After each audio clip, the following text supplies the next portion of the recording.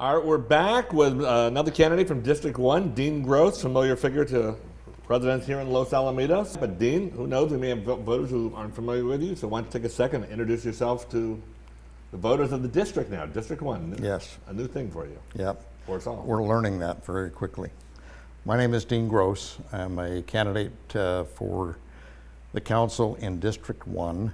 I've been on the city council twice in the past. I'm currently on in a 2-year term, which is why I'm running for the 2020 election. A lot of background with the city, but more importantly, I like the interaction with our residents, the ability to take their calls, take their emails, and try and do what I can to help. All right, Dean, budgetary challenges you're very familiar with are probably the biggest issue facing Los Alamitos. Measure Y, I'm assuming you're in favor of it since you voted partly for it. Well, as a conservative, I'm not in favor of taxes.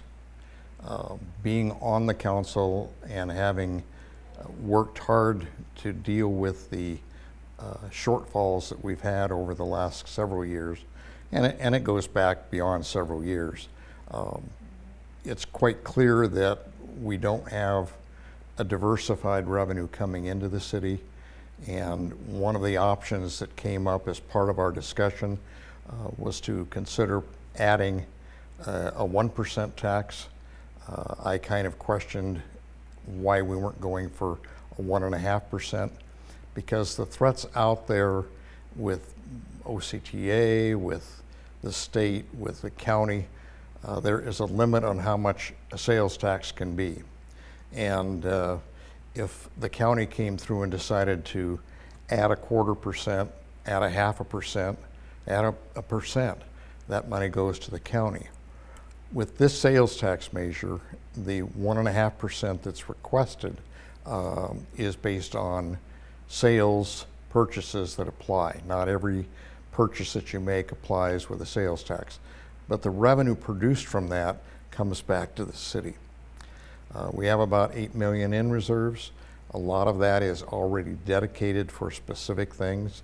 When I was on council back in 2006, we created a policy on budgets, and part of that was to allocate 25% of the reserves based on the annual budget, take 25% of it and earmark that into reserves as an emergency fund.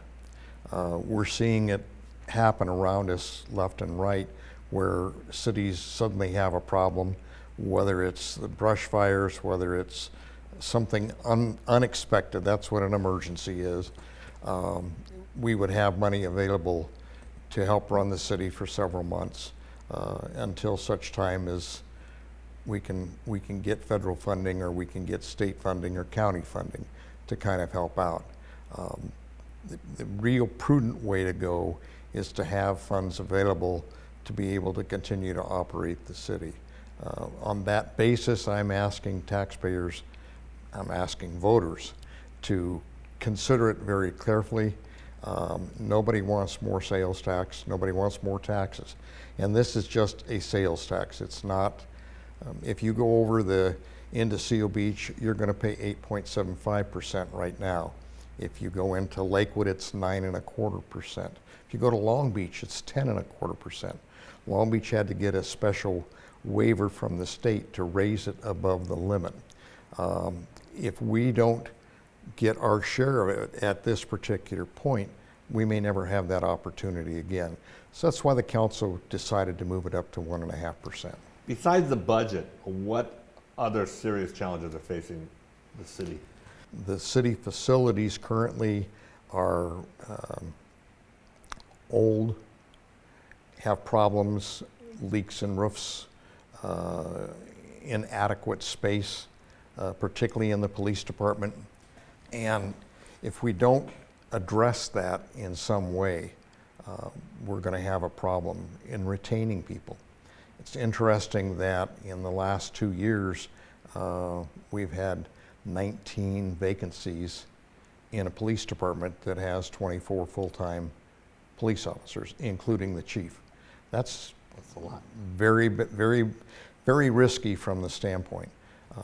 We get notified of who our tax generating businesses are. We don't know what level they're in, but of the top 25, McDonald's is one of them. We have two that are probably up on the top end. Both of those produce lumber. In 2008, when the recession kind of hit, house building kind of went soft. And if we're relying totally on one or two businesses to sustain the city and something happens to that industry, we're in trouble. So we need to be diversifying. Office space doesn't generate sales tax. It will generate some utility tax. It will generate property tax. The hotel we have hopefully opening soon on Los Alamitos Boulevard. Famous last words. That's right. Is scheduled to bring in about $275,000 a year in new revenue. Now that's with them operating normally. Is that also counting like sales tax, ancillary sales tax with the surrounding businesses? Well, yes, yeah, because you're going to get people that'll go out for food. Right. So anything that happens is going to benefit us, but we really need another supermarket in the area. We need businesses here that residents can advantage themselves of. There's not very much around for young people. We used to have at the Rossmore Center bowling. We used to have a theater over there. Now Cypress is talking about a luxury theater complex on the 13 acres that they own. That's the property next to Costco, but right. that open lot. I'm selfish. I want some of it here. I understand. You were saying a couple of things about being on the council a long time. I'm just wondering, so what do you think is the best skill you bring to the councilman? Experience and knowledge of the community. I was on the board of directors for the chamber. Was involved with the Wings, Wheels, and Rotors event that was going on in the chamber. I'm very familiar with the city. I have learned as we've gotten new staff in that there are times where that institutional knowledge goes away. So it really requires somebody like yourself that's a historian to be able to refresh why we are where we are because we are. And I find that helpful in that process. The COVID has obviously had an impact on the city. What do you think are going to be the lasting impacts? Well, we're learning how to do things differently.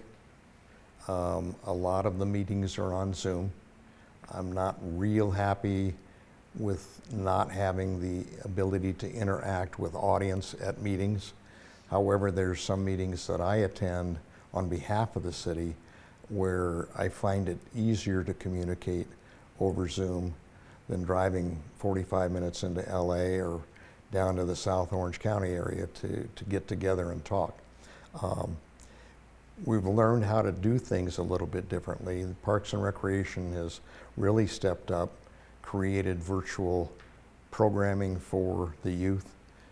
That I think may wind up saving some money down the road. We may find that there's ways to provide services to citizens that does not require the in-person contact and the in-person meetings. You kind of alluded to it earlier. The community is obviously very intertwined with other local agencies. Yes. What would you do, what do you think can be done that can improve the relationships with those agencies? Well, I think the ability to sit down and have conversations, the ability to get the people who are decision makers into a room and be able to explore opportunities. I'm a person that doesn't believe in obstacles as much as I see opportunities. It bothers me when somebody says no. We've found, and I've learned over the years, when you talk about a tree going in and it's $800, $1,000, $1,500, and you ask about the tree going in, and they say, oh, it's probably going to cost us about $8,000. Well, that's because they don't want to put a tree in. You need to be able to look through that and determine what exactly can be done. And there are multiple ways of reaching a solution. It's a compromise. We've got some really good nonprofits in the town. I volunteer at a lot of them doing things. Both my wife and I are donors for a lot of them. During COVID, the nonprofits have been a huge help in terms of our people in town that have had problems, being able to arrange for food, being able to arrange for payment, things of that nature that help people. So we've got to partner with everybody, from the school district to Precious Life, to We Care, to you name it, Grateful Hearts, CASA. We all have to be able to work together and come up with the best resolution. Rossmore is going to need to make a decision on getting involved from the standpoint. They function well right now as community service districts, but I think there's an advantage for us, there's an advantage for Rossmore if we were together. I'm not suggesting that we start talking annexation. I think it's a topic that should be on the table. We need to be able to work with neighbors. There are things that we might be able to do with Cypress if we were working together. When they're planning things that are going on, like the 13 acres down there, it's going to have an impact on us. I've been trying to get us involved and engaged to where we get back the dollar a square foot on development. At one point that was in place. I think Costco was probably the last spot that we got money on, and it was to help mitigate what happens on Catella. Traffic on Catella impacts all of us. I had a business on Cerritos Avenue that talked about their guys being late coming into work at 8 o'clock. And I said, well, hello, what time does the high school start? Yeah. And so you've got a 30-minute window, a 45-minute window in the morning. Can your guys come in 45 minutes earlier and leave 45 minutes earlier? Which I think they finally wound up doing. But decisions impact each other. Decisions I make on what I do with my house affects my neighbors. And so working together is really important. Okay, final 30 seconds here. Make your elevator pitch to the voters of District 1. I've been fortunate to start a newsletter that goes to voters in District 1. I started that back in May. It goes out twice a month, and the intent is to try and keep the voters and the residents in District 1, including the businesses, informed of what things are going on in the city that will impact them. If you're not receiving that newsletter, if you'll just contact me and give me your email address, more than happy to put it on. It's a constant contact approach, so you can stop at any time that you want to. I appreciate your consideration. Ballots start coming out on the 5th of October, and so we're 35 days away. You had at a this card point. you wanted to show. Yes, too. I did. One of the things that happens in Old Town East and Old Town West has been a series of property crimes, breaking into cars, things of that nature. But what I've done is, to do a neighborhood watch requires a contract and cost with the police department. So I'm having signs made up that call for Neighborhood Crime Watch. It's a program that doesn't require any cost, and I'm willing to make these signs available to any resident in the Old Town East, Old Town West, and a small section of Apartment Row, as well as 2 streets that are in Long Beach. They can hang it in the alleyway. There's wire signs that they can put it in their front yard if they want to. They're multifunctional. It's a multifunctional sign, but again, it's designed to try and get an area safer in the process. So thank you very much for the opportunity to talk with you and to participate in this interview. God bless. All right. There you go. This is Dean Grose, District 1, and the election day is November 3rd. November 3rd.